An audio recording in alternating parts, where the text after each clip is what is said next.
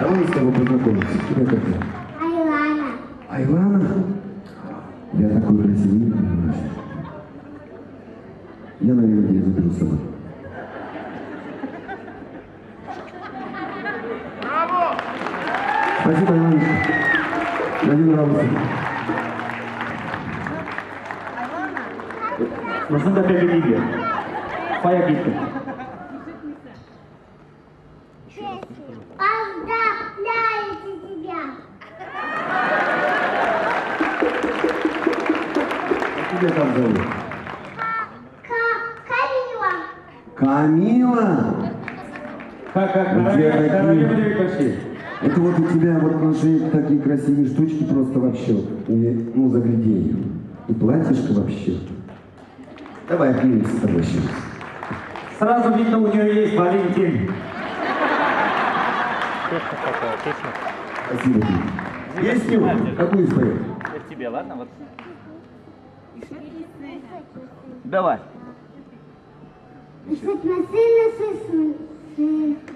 Син бит мине.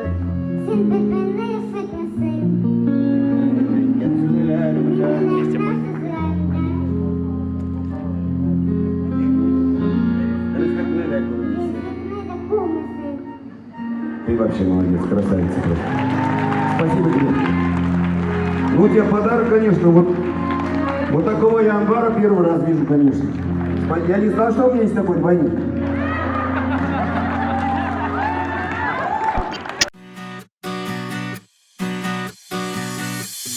Seni yanımda görürgen, tavışın işitirgen.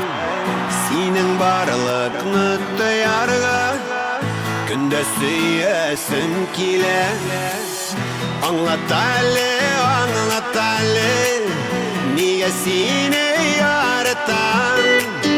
Anlat Ali, niye sensiz bir minutta duralmam? Anlat Ali, niye seni yaratan? Anlat Ali, niye sensiz bir minutta duralmam?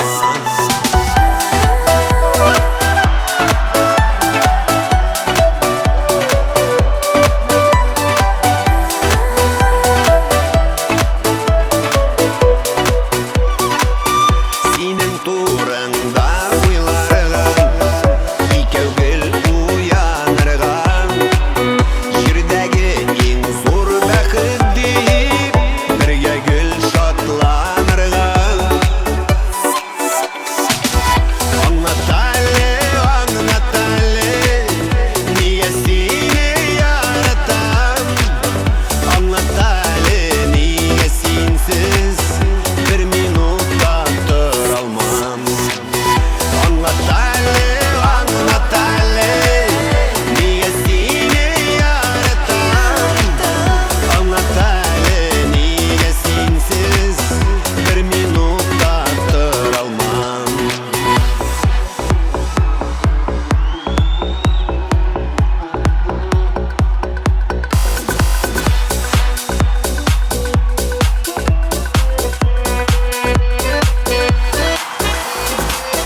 Bu bәхеттә, bu шатлыкта, матур тормышының ямен.